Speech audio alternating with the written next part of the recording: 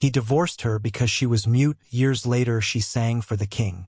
Sometimes silence is louder than screams. Serafina had learned this truth in the 3 years since she had become Lady Roderick. She had learned it in the way servants' footsteps quickened when they passed her in the corridors, their eyes sliding away from hers as if muteness were contagious. She had learned it in the way dinner guests spoke around her, over her, through her, as if she were merely an ornate centerpiece placed at the table for decoration. She had learned it most painfully in the way her husband looked at her. With the cold assessment one might give a beautiful vase that had cracked in firing, still pleasant enough to display but fundamentally irrevocably flawed. At 23, Serafina Ashford Roderick was the most invisible woman in London society despite being one of its most beautiful. Her dark hair caught lamplight like silk. Her eyes were the deep amber of aged whiskey, expressive enough to speak volumes to anyone who cared to read them. Her figure turned heads in whatever gown she wore. But her silence, the result of childhood trauma that had stolen her voice and left only locked muscles and fear in its wake, made her less than nothing in the world of aristocratic wives who were expected to charm, to gossip, to command drawing rooms with witty conversation. She stood now in the morning room of their Mayfair townhouse, her hands folded carefully in her lap, listening to the sounds of her own irrelevance. Below stairs, the cook was shouting orders. In the study, Roderick was entertaining guests, male laughter and cigar smoke drifting under the door. She had not been invited. She never was. "Poor Lord Roderick," she had heard a maid whisper last week in the hallway. "Trapped with a wife who can't even speak.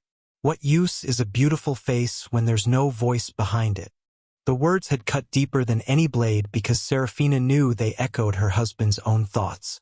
She had seen it in the way his jaw tightened when she tried to communicate through gestures, in the way he had stopped looking at her during meals, in the way he had moved to separate bedrooms within 6 months of their wedding. She was a mistake he had made in haste, a romantic notion that had curdled into daily disappointment. The grandfather clock in the corner struck 3. Somewhere in the house, a door slammed. Heavy footsteps approached, familiar, purposeful, angry. Serafina's hands tightened in her lap.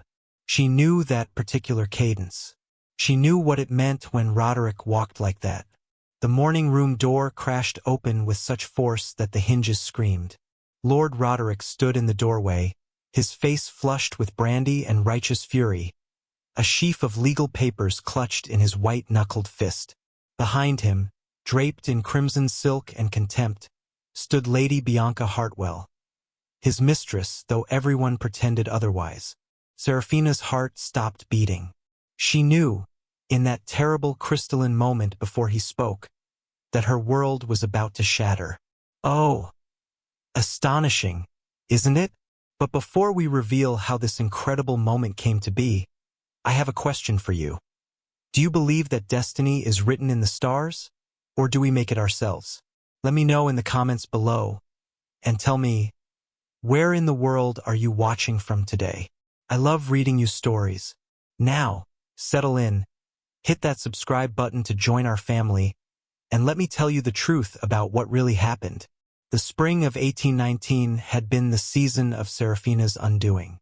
At 23 years of age, she had believed that love could transcend words, that her expressive eyes and gentle touch could be enough for the man she had married. Lord Roderick had courted her despite her silence, had kissed her hands and promised that he saw her soul. She had been a fool to believe him. The study door slammed behind her with such force that the windows rattled. Roderick stood behind his mahogany desk, his face contorted with disgust, a sheaf of papers clutched in his white-knuckled fist. 3 years of marriage, and she had never seen such hatred in his eyes. "Sign them." He hurled the divorce papers across the desk. They scattered at her feet like dead leaves. A man needs a wife who can speak, not a silent statue that embarrasses him at dinners. Do you understand what it's like, Serafina? To have every lord and lady in London pitying me? Whispering about the mute girl I was fool enough to marry. Her hands trembled as she bent to gather the papers. The words swam before her eyes. Dissolution of marriage. Irreconcilable differences. Failure to fulfill wifely duties. Each phrase was a knife between her ribs. She looked up at him, her eyes pleading. Her hands moved in the sign language she had tried so desperately to teach him. I love you. I have always loved you. Stop that ridiculous hand-waving. He slammed his palm on the desk. That is precisely the problem. I need a wife who can entertain, who can charm my associates, who can be seen and heard in society. Not some broken. The door opened. Lady Bianca swept in, all crimson silk and cruel laughter. She draped herself against Roderick's side with practiced ease, her fingers trailing possessively across his chest. Is the little mouse leaving yet, Roderick? Her voice was honey laced with arsenic. The house will be so much livelier without all that pathetic, tragic silence weighing down every room. Serafina felt something crack inside her chest. Not her heart, that had already shattered. This was deeper, the final dissolution of hope. She moved to the writing desk in the corner, her movements deliberate and dignified despite the tears threatening to spill. She took up the quill with steady hands and wrote 3 words on a piece of parchment. She placed it on top of the divorce papers, then signed her name across the legal documents with firm, clear strokes. Roderick snatched up her note. His jaw tightened as he read it aloud with mocking emphasis. I loved you. He crumpled the paper in his fist. Love is not enough, Serafina. It never was. She walked past them both, her spine straight, her head held high. She packed a single carpetbag with her most practical dresses, her mother's locket, and the book of sheet music that had been her constant companion since childhood. The rain had begun when she stepped out into the London street, cold spring water soaking through her cloak within moments. She did not look back at the house that had been her prison. She did not allow herself to cry until she was 3 streets away, lost in the anonymity of the storm. And even then, the sobs that shook her body made no sound at all. The coastal town of Greywater Bay was exactly what Serafina needed. Forgotten. Perched on windswept cliffs 200 miles from London, it was the kind of place where society's gossip never reached, where no one asked questions about a young woman traveling alone with sad eyes and careful hands. The convent of St. Cecilia sat above the harbor, its stone walls weathered by centuries of salt spray and storms. The Mother Superior had taken one look at Serafina's desperate face and offered her sanctuary without demanding explanations. In exchange for a small room in the East Wing and 2 meals a day, Serafina cleaned the chapel, tended the herb garden, and helped in the kitchens. For the first month, she moved through her days like a ghost. Her hands worked, scrubbing floors, kneading bread, polishing silver. But her mind remained trapped in that study, replaying Roderick's contempt and Bianca's laughter on an endless, torturous loop. At night, she would wake gasping from nightmares, her hand pressed to her throat, feeling the weight of all the words she could not speak crushing down on her windpipe. But slowly, imperceptibly, the silence of Greywater Bay began to heal what London's noise had broken. The rhythm of the waves against the rocks below became her heartbeat. The cry of gulls replaced the cruel whispers of society. The sisters communicated as much through gesture and meaningful glances as through words, and for the first time since childhood, Serafina did not feel like a burden. It was in the garden, 3 months after her arrival, that something inside her shifted. She was weeding the rose beds, her hands deep in the warm soil, when she realized she was humming. The sound was so faint she barely recognized it as coming from her own throat. A low, melodic vibration that seemed to rise from somewhere beneath her brokenness. She stopped, startled, pressed her fingers to her lips. The humming ceased. Slowly, tentatively, she tried again. The melody that emerged was one her mother had sung to her before the accident, before the trauma that had stolen her voice. It was halting and rusty, like a music box that hadn't been wound in years. But it was there. It was real. Tears streamed down her face as she continued to hum, louder now, her voice finding its way through the overgrown pathways of her damaged throat. The roses swayed in the sea breeze, and for the first time in 3 years, Serafina felt something other than pain. She felt possibility. Each day after that, she hummed while she worked. Simple melodies at first, then more complex harmonies as her voice remembered what it had once known. The sisters smiled when they heard her, but they respected her privacy, never pressing her to explain or to push beyond what came naturally. The trauma was still there, coiled like a sleeping serpent in her chest. But in the salt air and sanctuary of St. Cecilia's, surrounded by women who valued silence as much as speech, Serafina began the slow, painful work of believing she might be worth something after all. Maestro Alessandro Moretti had not planned to die in a provincial backwater like Greywater Bay. At 68 years old, the former director of the Royal Opera House in Milan had envisioned his final years spent in comfortable retirement in his villa overlooking Lake Como, surrounded by students and admirers. Instead, a persistent cough and his physician's dire warnings had sent him seeking the therapeutic properties of English sea air. The convent guest house was adequate if Spartan.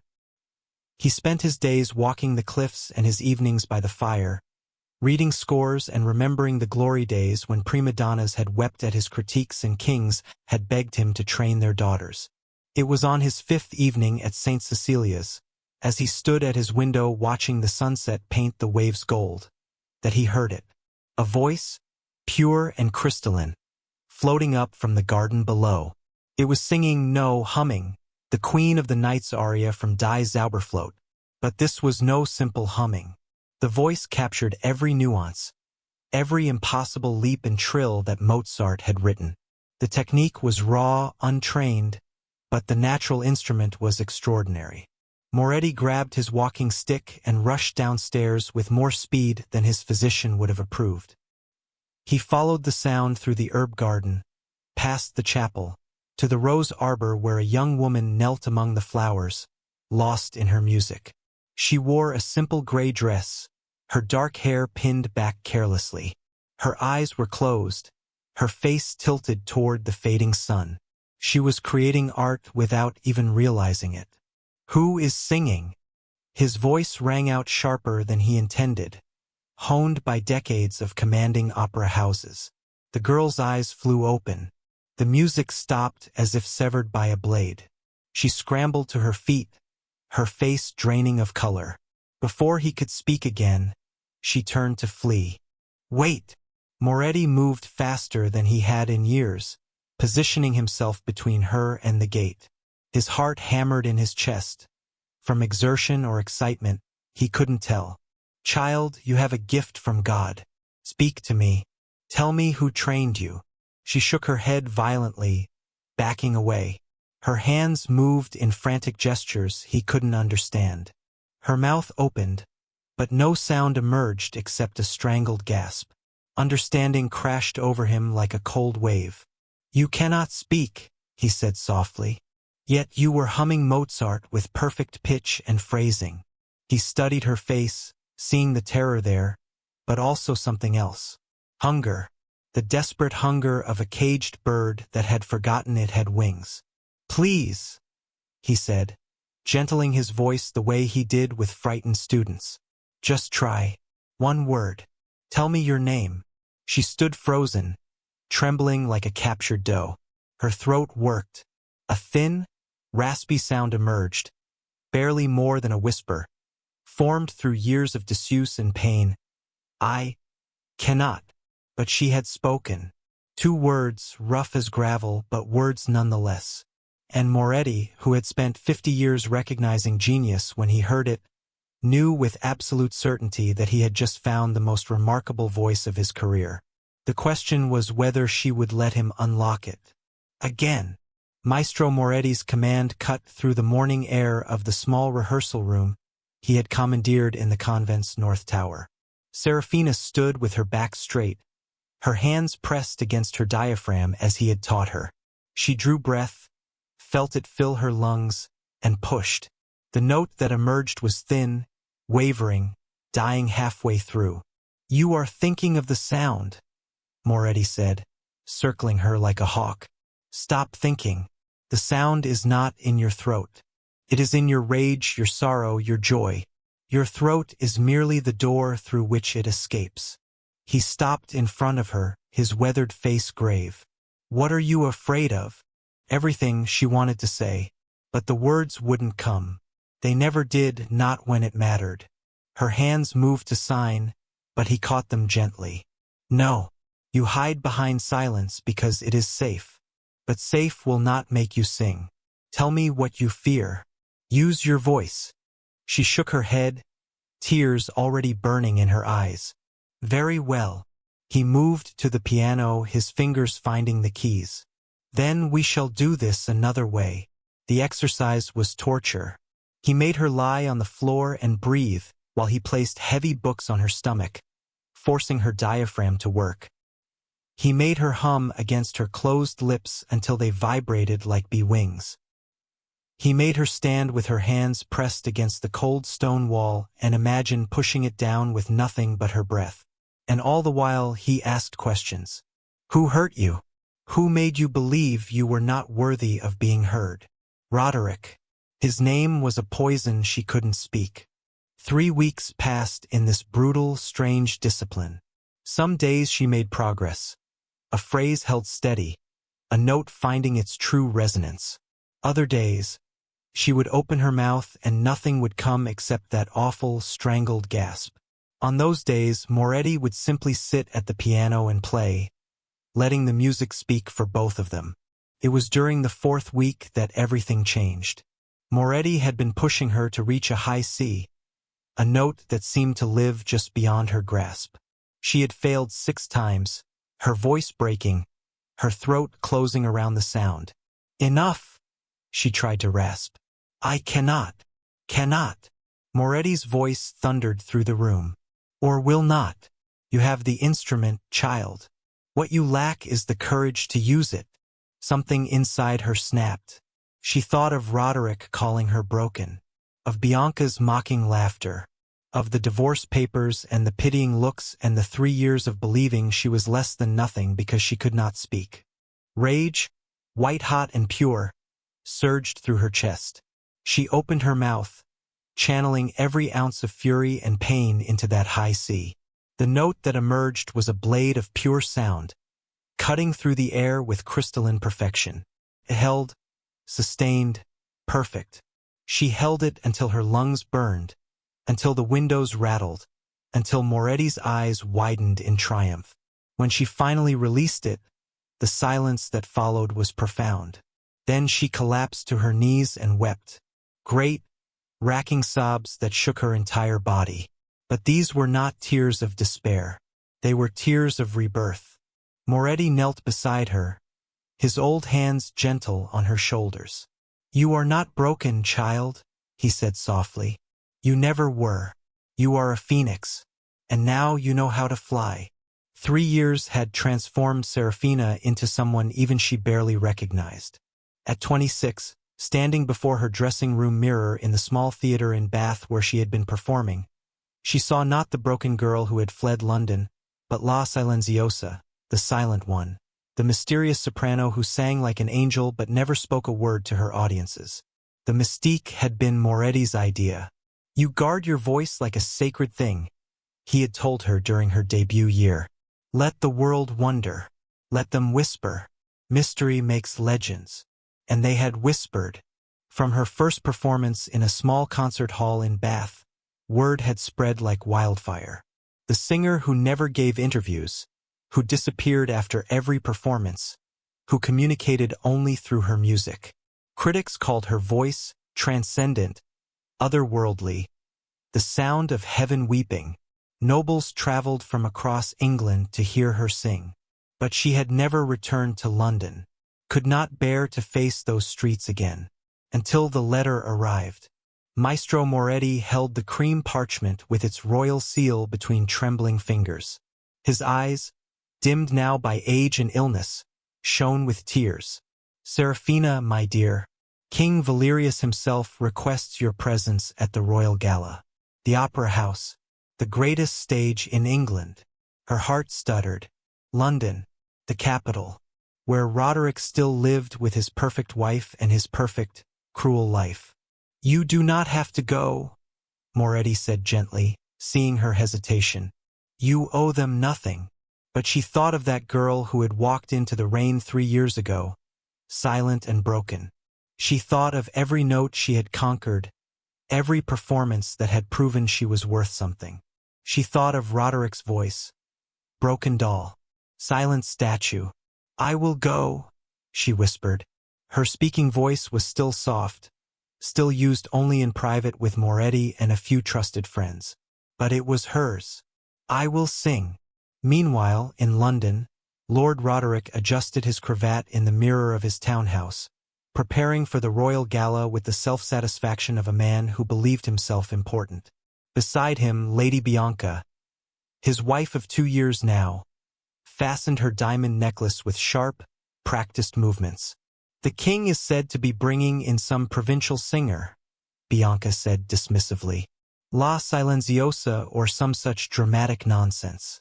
As if silence makes her special." Roderick laughed. "The aristocracy will fawn over any novelty. Remember that mute girl I was married to? At least I had the sense to rid myself of that embarrassment." Bianca smirked. "Quite right, though I heard she disappeared entirely. Probably dead in a ditch somewhere." "Good riddance," Roderick said, and meant it. He had not thought of Serafina in months. She was a ghost of his past, a mistake corrected. He had no idea that ghosts could sing.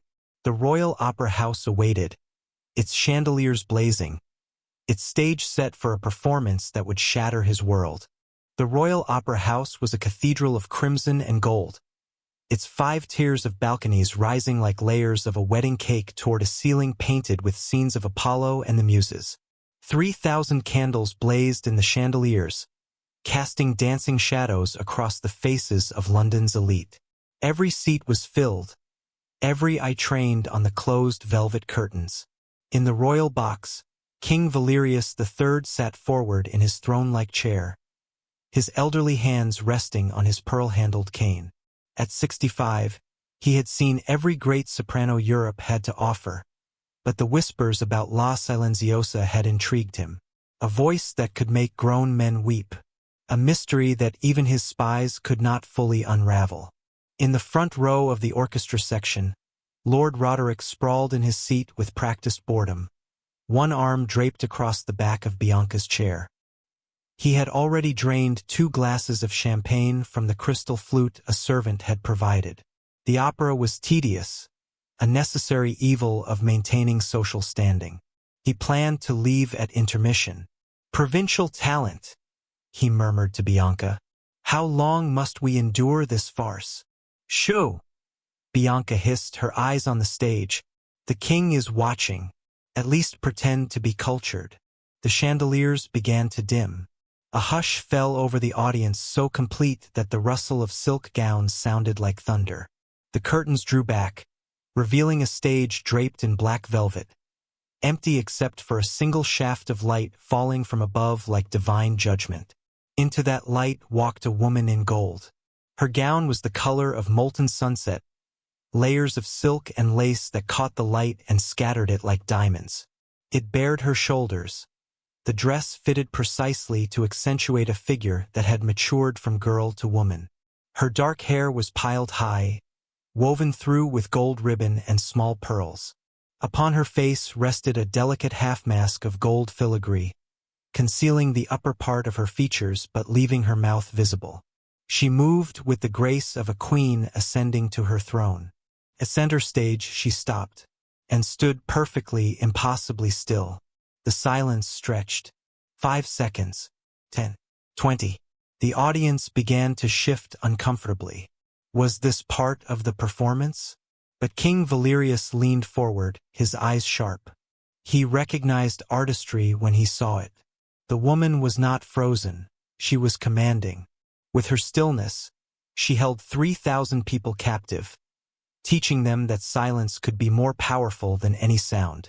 And in the front row, something about the curve of that visible mouth, the line of that neck, made Roderick's champagne-dulled mind stir with uneasy recognition.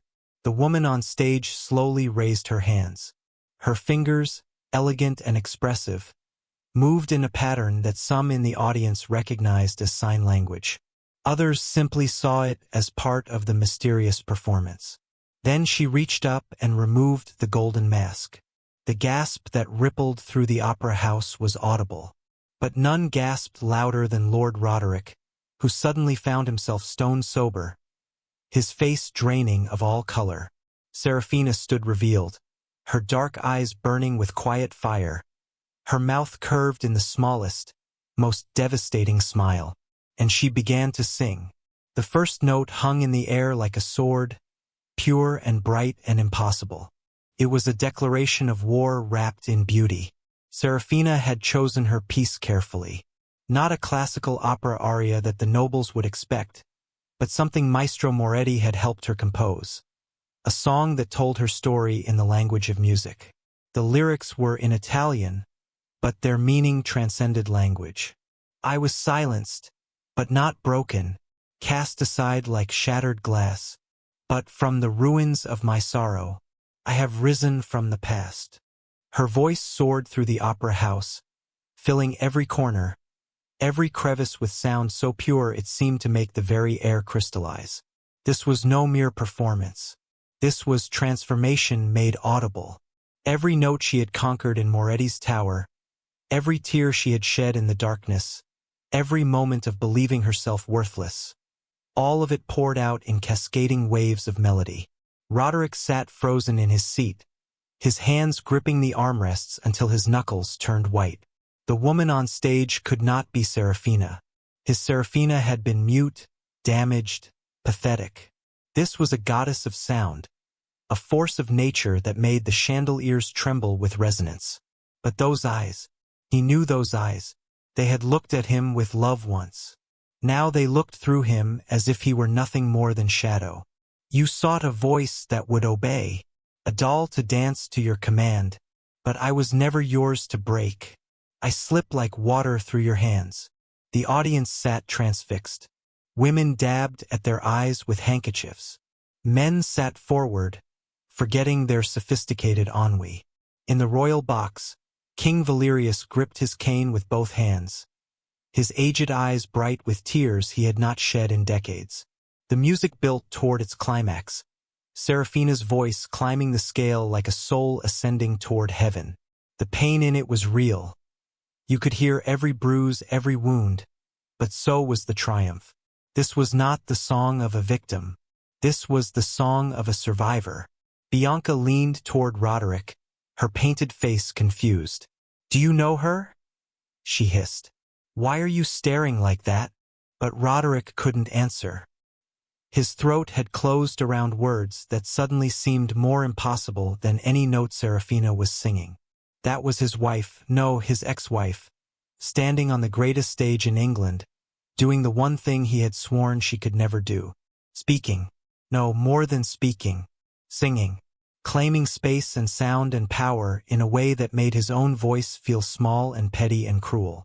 The final phrase approached. Seraphina stood at center stage, the gold gown catching the light until she seemed to be made of fire itself. She looked directly at Roderick, her eyes locking with his across the sea of faces. And she sang the last words with such clarity, such purpose, that even those who didn't speak Italian understood them in their bones. I am the voice you tried to bury. I am the song you could not kill. I am the silence that has ended. And I am singing, singing still. The final note was a high E-flat that seemed to last forever. A note so pure and sustained that it felt like the earth itself had paused to listen. She held it until the opera house vibrated with resonance, until every person present felt it in their chest like a second heartbeat. Then she released it.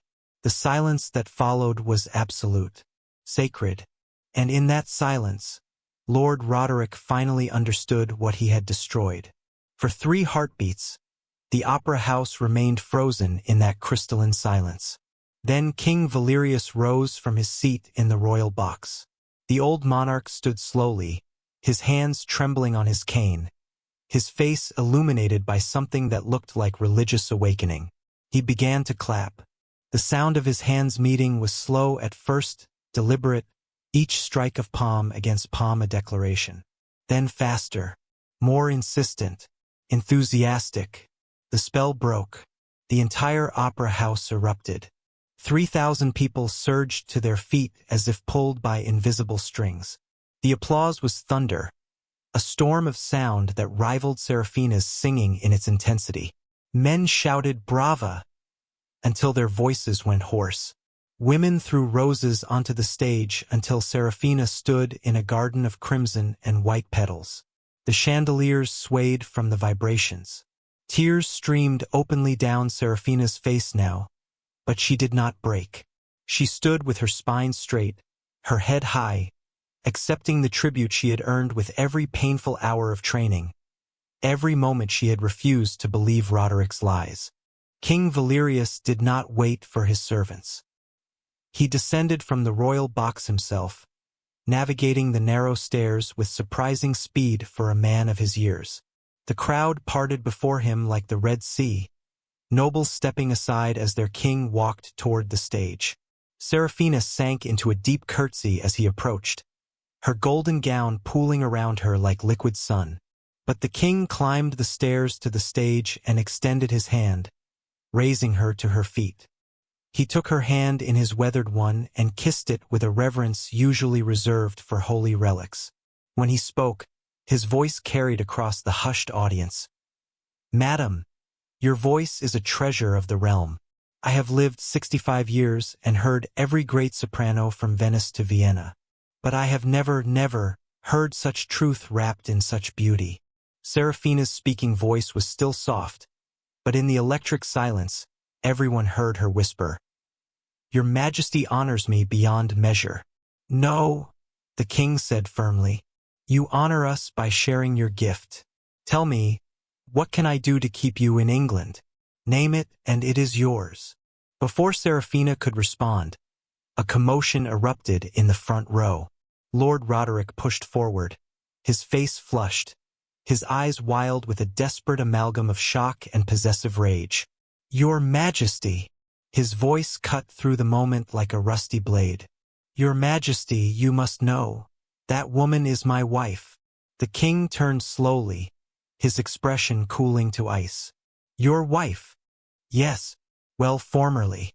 But the divorce can be—" Roderick stumbled over his words, trying to climb onto the stage. 2 of the king's guards blocked his way, but he pushed against them like a madman. "Serafina! Serafina! It's me! It's Roderick! I don't know what game you're playing, but—" "Lord Roderick!"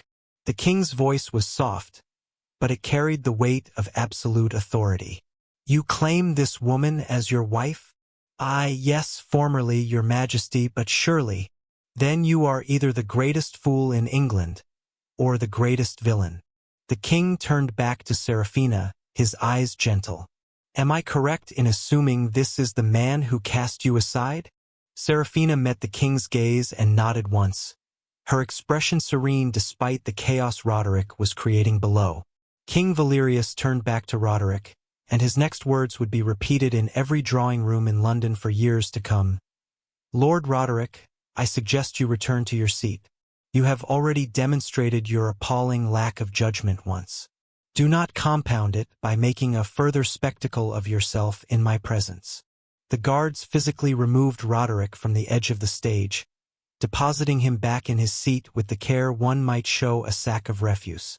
Bianca had disappeared entirely, vanished into the crowd to avoid association with the scandal. The king turned back to Serafina and offered her his arm. "Come, my dear. I wish to speak with you about a permanent position as the royal court's prima donna. England should not lose such a voice to the continent." As Serafina placed her hand on the king's arm and allowed him to escort her from the stage, she passed directly in front of Roderick's seat. Their eyes met for one final moment. She did not smile. She did not gloat. She simply looked at him the way one might look at a stranger on the street, with mild, distant courtesy, and walked past him into her new life. Behind her, Lord Roderick sat alone in his expensive seat, surrounded by thousands of witnesses to his humiliation, drowning in the applause meant for the woman he had thrown away. The backstage corridor was a riot of celebration. Musicians embracing, stagehands cheering, bouquets of flowers piling high in every corner. But Serafina had slipped away to her private dressing room, needing a moment of silence after the thunderous ovation. She stood before her mirror, still wearing the golden gown, watching herself breathe. I did it, she thought. I sang. And they heard me. The door burst open without warning. Roderick stumbled in, his cravat askew, his face blotched with champagne and desperation. He must have bribed or bullied his way past the guards. Serafina. Her name came out strangled, almost pleading. Please, you must listen to me. She turned slowly, her face calm as a lake's surface. She did not retreat, did not flinch. I made a mistake, he continued, the words tumbling out in a rush. I see that now. You were always extraordinary. I was too blind to see it. But we can fix this. Come home. Bianca means nothing. She never did. I'll send her away tonight. We'll renew our vows. The king will understand. No. The word cut through his babbling like a scalpel. Serafina's speaking voice was still quiet, but there was steel in it now. You don't understand, Roderick. There is no mistake to fix. There is only a choice you made. But I didn't know. His voice rose, taking on a wheedling edge. How could I have known you could sing? You never. You were silent. I was silent because I was traumatized. Each word was precise, measured, devastating. I was silent because I was healing, and you punished me for it. You called me broken, a statue, a doll. You humiliated me in front of your mistress and threw me away like refuse. I'll make it right. You still don't hear me. Serafina stepped closer to him, and for the first time Roderick took a step back. Even now, you're not listening. You don't want me, Roderick. You never did. You want the idea of me. You want to own the voice the king praised. You want to possess what you threw away, now that others value it. That's not. It is. She held his gaze, and in her eyes was something Roderick had never seen before. Pity. I was never broken, Roderick. You were just deaf to my worth. And I refuse to spend another moment of my life trying to make a deaf man hear. She walked past him to the dressing room door and opened it. 2 of the king's guards stood in the hallway, summoned by her earlier, silent signal to her attendant. Gentlemen, please escort Lord Roderick from the opera house. He is not welcome in my presence. Roderick's face cycled through shock, rage, and finally a desperate, clutching panic. You can't do this. I'm a lord. You're nothing to me, Serafina said softly. You never will be again. The guards took his arms. As they led him away, Serafina heard his voice echoing down the corridor, still protesting, still demanding, still utterly unable to understand that the power had shifted entirely out of his hands. She closed the door and stood in the silence, letting the magnitude of the moment wash over her. She had faced him, she had spoken, and she had won. A soft knock interrupted her thoughts. Madame Silenziosa? The king awaits in the grand salon. He wishes to toast your performance with the assembled nobles. Serafina smiled at her reflection one final time, seeing not the broken girl who had fled London in the rain, but a woman who had found her voice and used it to reclaim her life. I'm coming, she said, and walked out to greet her future. 6 months later, Lord Roderick sat alone in his London townhouse, a glass of brandy warming in his hands. The house was silent, oppressively, mockingly silent. Bianca had divorced him within a week of the opera house scandal, taking half his fortune and his social standing with her. Invitations to parties and galas had dried up entirely. When he walked through London now, people whispered and turned away. He had become what he once made Serafina, invisible. Meanwhile, across Europe, posters appeared in every major city. La Silenziosa, the voice of the age by royal appointment. Serafina toured to sold-out performances from Paris to Vienna, from Rome to Prague. She never spoke publicly, maintaining her mystique, but her voice spoke for her in ways words never could. In private, with Maestro Moretti by her side until his peaceful death at 71. She sang for the joy of it. She wrote letters to the sisters at St. Cecilia's. She donated generously to schools for children who could not speak. She fell in love eventually, with a gentle violin player who knew sign language and valued her silences as much as her songs. She was happy. She was free. And in London, whenever anyone mentioned Lord Roderick Ashworth, they would inevitably add the same postscript to his name. The fool who cast aside the greatest voice in England because she couldn't speak at dinner parties. The story became legend, repeated in conservatories and concert halls across the continent. A cautionary tale and an inspiration in equal measure. He cast her aside for her silence, but the world fell to its knees for her song. The end. Dear viewer, what part of this journey touched your heart or surprised you today? If you'd enjoy more historical love stories filled with healing and hope, let me know below. Please like, subscribe, and share to help others find these stories too. Thank you for spending your precious time here. Your next beautiful story is waiting on the screen.